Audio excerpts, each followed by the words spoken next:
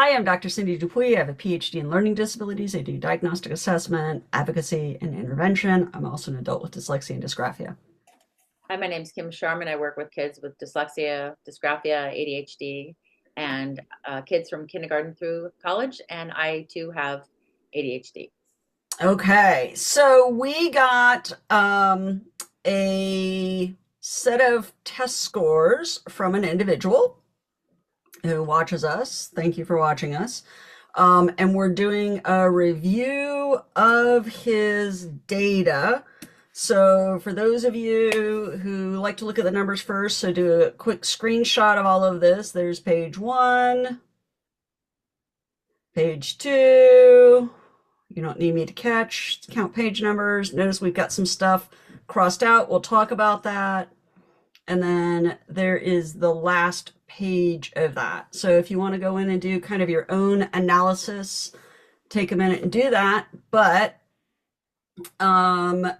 let's go in and talk about this a little bit. So let's give a little bit of background. So the individual that emailed me is in the UK, so he's in Europe, in England, and is a physician there. He got assessed when he was 24 and a few months old and wanted to know what we thought about his data. So, Kim, I know you haven't seen the wide range intelligence test before, but you know what verbal analogies are, you know what vocabulary is. Yeah, Anything jump out at you on the IQ piece? he seems very sharp. I He's mean, bright. There is an interesting difference between his verbal ability and his visual ability. Did you note that you've got a uh, 132 here and a yeah. 119 here? So we've got almost two-thirds of a standard deviation, a little over two-thirds of a standard deviation difference between his verbal abilities and his visual abilities. So these analogies are said out loud, like Yeah. test. You say the Um, analogy and he responds yeah, verbally. it would be like mother is to father as sister is to, Mm. Oh, so he's having to go back in his brain and search for this. I see. Yeah, right? yeah. And then notice that his vocabulary, which would be a more free form, provide a definition, that's a little bit of a higher score relative to that 113. Not that the 113 is bad by any stretch of the imagination. So that's good. His matrices, so that's like pattern recognition. That's awesome.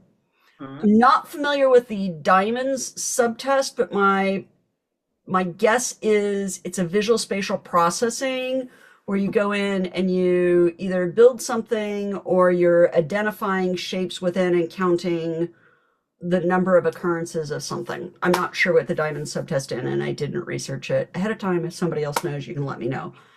This is not a test I use on a regular basis, in part because it's not as robust a measure and it's faster to administer, and people use it for that reason because you've got a window of time of which to um, do that. And technically, he would be in graduate school, not just college. Um, but so overall, very bright individual.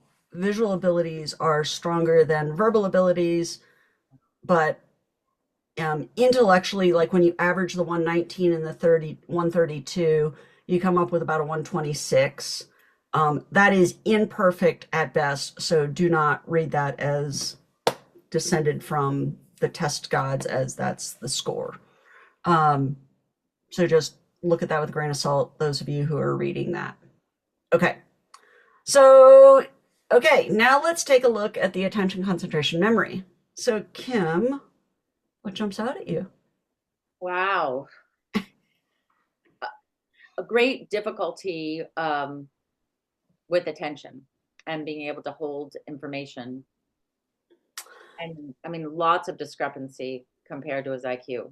Right. So that ability to hold that short-term information is a bit of a struggle. Could be attention, could be just an auditory short-term memory deficit, but I would question the attention piece. Notice that the backwards is much harder than the forwards, which Mhm. so everybody says, well, duh, the backwards is harder, except that it's normed. Meaning, if I take an average person on the street and they can do 7 forward and 5 backwards, and there's no other learning issue there, that would make sense. And if that were the average, then so let me re-explain that. So if the typical adult can do 7 forward, we're going to call that 100, and a typical adult can do 5 backwards, that would also be 100. So we expect some natural degrade in going to the more challenging task, right? Mhm. So I don't then expect you to have more difficulty than that because we've already accounted for that in the norms. So Already the normal. fact that he's dropping down even lower shows the deficits in the working memory. So, for me, I just look at it and say, okay, ADHD, but you said something different. You're I saying said more. auditory short-term memory because look at the manual imitation. So manual imitation, what What you is that? do is and let me do it in a Oh, that different kind of way. goes with this IQ Little too. demo here. So for the manual imitation, they will do things like, you have to repeat the sequence Ah, like you would have to repeat that back. And that's not actually one that they use on the test, but you get the idea. yeah, And so you have to repeat that sequence back exactly as you saw it, right? yeah, Which is a working memory and a short-term memory kind of thing. So he does better with the manual imitation. uh-huh. Um, and I would say that attention deficit is not ruled out. Okay, Does that make sense? yeah, All right. Then we come to the giant yeah, red flag, which yeah. is the rapid automatic naming. That's a huge. That's a huge. That's a ding ding for Right. dyslexia. Right. So on the rapid automatic naming, for those of you who have not seen this before, we give you a field, a page of numbers, and you have to name them as quickly as possible. And then we give you a field of letters, and you have to name them as quickly as possible. And they have a limited number of items, so it's not like you have 10 numbers 0, 1, 2, 3, 4, 5, 6, 7, 8, 9. You're not naming all of them. They have a select subset of 5 or 6 numbers, and they just put them in a random order. And the same thing with the letters. And you know everything you're looking at. You've seen it a million Yes. times. It's Yeah. how quickly you can retrieve the image and turn it into a verbal presentation. Yeah. Because you're saying them aloud as you see them. Mhm. So, we talk about this in other videos. So you've got phonemic awareness as a marker for dyslexia, but rapid automatic naming, and if you look at Marianne Wolf's research, this is a giant red flag. Rapid automatic naming is a better predictor of reading difficulties than phonemic awareness is in some of the research literature. So the fact that that is popping, red flag right there. Okay, phonemic awareness. This is kind of interesting. Hmm. So he can blend words Mm-hmm. and he can isolate phonemes, meaning what's the third sound in the word, blah, blah, blah, right? And you Mm-hmm. have to provide the actual sound. Mm-hmm. Um, my suspicion is he's using his intellect there. Um, I would be I'm somewhat suspicious because there are a lot of people out there that don't administer the test correctly and aren't listening for the difference between and right? All the time. So I have a little question mark on that one. But the So non-word, Yeah, because the phony isolation he's got very high, but you're Right. saying it could be inaccurate giving him the test. Administration could be. And the non-word repetition is like if he's, so let me back that up. If you're doing poorly on elision, where you have to delete a phoneme from a word, say slip, now say slip without saying the ul sound, I don't expect you then to be particularly good at phoneme isolation, where you actually have to differentiate between s and z and but, right? So And you you would really, do further testing or something if yeah, you saw that. Yeah. yeah. I would say that there are markers there for dyslexia as well, that there's potentially some phonological processing issues going on there. Okay. All right. Now we move into reading, and these are not standard tests, which is why we've got some of the lines out there. Wait, can I So, just say something? Non-word repetition are fake words. right. He's having a ton of problems with being able to The sound out fake nonsense words. words, which Yeah. means he really doesn't know his phoneme. Well, the non-word repetition, they play a nonsense word, and you have to repeat it exactly as you heard it. So, He's not they would reading. say ziff, and you would say ziff. They would Mhm. say pogd, and you would say pogd. Okay. Yep. So, learning medical terms, like the anatomy piece, could be really hard. He probably figured out a workaround for that. Mhm. Probably did a ton of drill to get it in there. Mhm. But that would have been challenging to be able to remember and spell those and spell them correctly, unless he has a background in Latin, Mhm. which is common instruction in That's true. England, right? Mhm. So that may have saved his bacon, if you will, when he was in anatomy and physiology. So, um, but let's take a look at the reading. So, uh, they do what's called an adult reading test, and they pulled a particular passage for him to read aloud. His oral reading speed was 142 words per minute.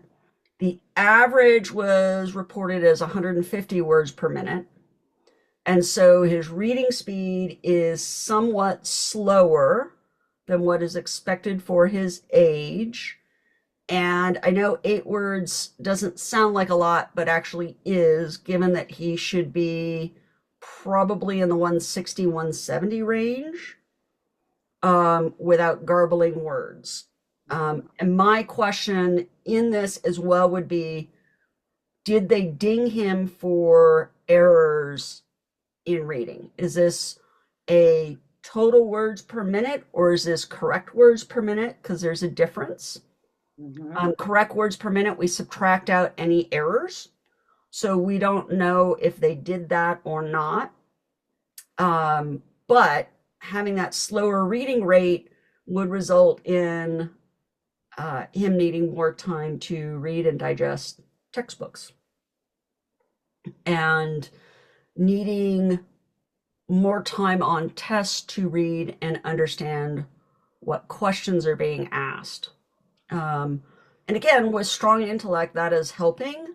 Um, but the other place that this will come home to roost is when this individual goes to read chart notes from other physicians. Having to go back and quickly skim could be a challenge. Mhm. And so he may want to look at tools where possible, and I don't know what's built into electronic record systems in England, but the ability to have AI summarize text would be helpful. But again, if it's not built in on medical records, you got to kind of do that on your own. Um, and it will come at somewhat of a cost to them because there's only so many hours in a day, right? Um, so that would be a bit of a challenge. The reading comprehension score, again, I'm not familiar with this test, looks good. I don't know if it's multiple choice. I don't know if it is untimed or timed. My suspicion is it's untimed. Read a passage and answer the questions about it. So it's not a question of can he get to the content and understand the content. The bigger question is the time needed to do so. And the place that really jumps out is when we look at the difference between the Tower, the test of word reading efficiency, and the wide range achievement tests. So when he can take his time and decode a word, um, and just read a word correctly, he can pull on his background knowledge and a strong vocabulary to help him figure out and correct any decoding errors. Where on the Tower, they time you. It's how many nonsense words can you read under time constraints, which is the efficiency, and how many real words can you read under time constraints. Oh, wow. And that's where we just like hamstring him. This this definitely points to some kind of reading disability, right? Yeah, I would say he's dyslexic. Hmm. And I can understand why another clinician would not, because they would say, well, look at his reading comprehension. Like, look at his single word reading. It's all good. And I'm like, you're looking at it from one lens and you're ignoring everything that's underneath it. And when you So, look at rapid automatic naming and this, it kind of, right. those are huge clues. Right. And by the way, this is the 142 words per minute is his reading rate, and this was the average that they provided. And then we only have a couple other things here. So he also did a spelling test that looks good, but then they do a compositional writing thing where this was his free typing and free writing speed.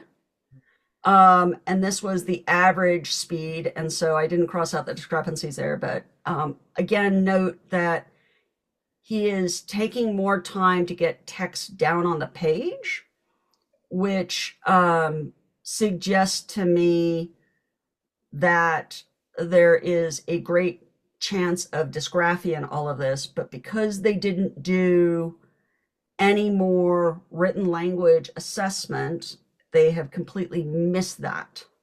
Yep. And so, and we also don't know if this is a free write or a copying. A free write is compose using handwriting or compose using keyboarding, versus copy in both forms, right? Because there's a difference there of how do I formulate and write at the same time versus can I just copy and get my fingers to move quickly? And Um, dysgraphia does affect both typing and free writing. right, right. All you have to do is watch me type and you can see it left and right. Um, if I can remember my left from my right. Yes.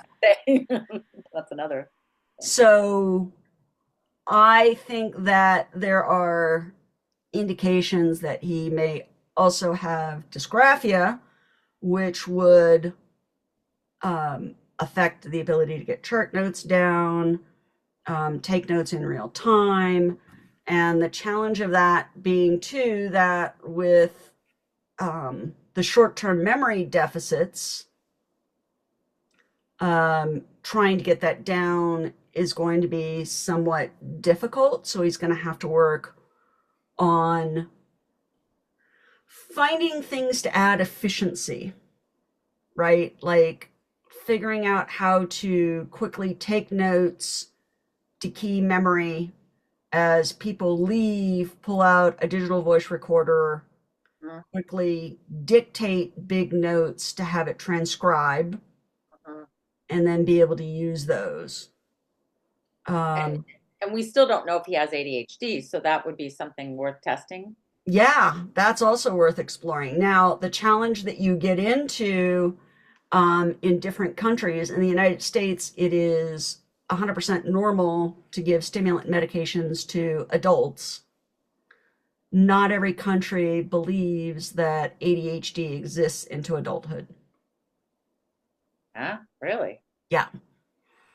Um, I think it I goes in. have I have some families that have dual citizenship between Canada and the United States, and one of my families won't move back to Canada because one of the adults in the family can't get the stimulant medication that they need in Canada, even though they want to move back and be next to family. Is this a science-based thing or is this just a political thing? A cultural thing? Who knows? It's just a thing, and it is its inherent bias, if you will.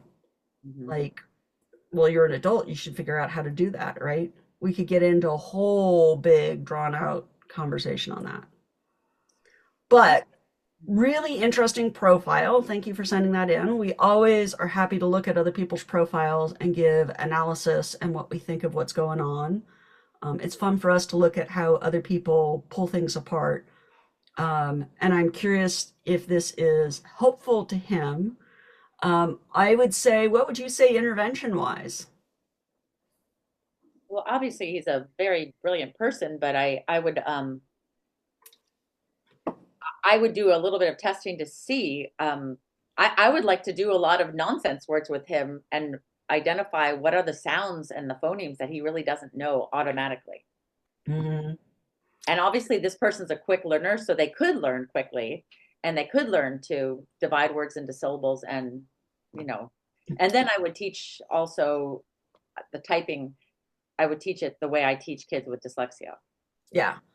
I think there's value in going back and teaching the six syllable types, the rules of syllable division, the word origins to really help with decoding unfamiliar words and doing it right versus having to rely on a computer reading it to you or you're hearing it from another clinician. Um, and I'm curious from him if he finds that when he sees unfamiliar words that he has a hard time getting the decoding right or relies on tools to get him there. And having Um, to interpret the language of the other physicians is going to be interesting because he definitely will have to break their words. They maybe use different vocabulary or different right. methods of explaining things. But good on him because he managed to get all the way through medical school without having this identified, Yes. which speaks volumes to grit and determination. And do not in any way, shape, or form take this as a limit. Mm-mm. Just because you have dyslexia doesn't mean that you're not in the right field and you're not doing the right thing. I would say more power to you and you being able to carry this with you and help other people understand that you can work past it is certainly valuable. He already did the hardest part. Now you Yeah, can just clean up some of the stuff to make your life easier. That's all. right. And figuring out tools that will give you time back in your life is really important because at some point you need a life and you can't work 14-hour days. Right. Do all your charts at night or Catches whatever up the with heck. you, right? Yeah. Yeah. So you've got to figure out what tools will work for you to make you more efficient to get down the information that you need to get down in records to get where you need to go. Hmm. But Well, congratulations. yeah. We're Really. cheering you on. Yep. And sorry that it was so late for you to get identified. But yeah, tell us what you think. Yeah. Questions, comments, don't hesitate to like us. We look forward to hearing from you. Thank you. Bye.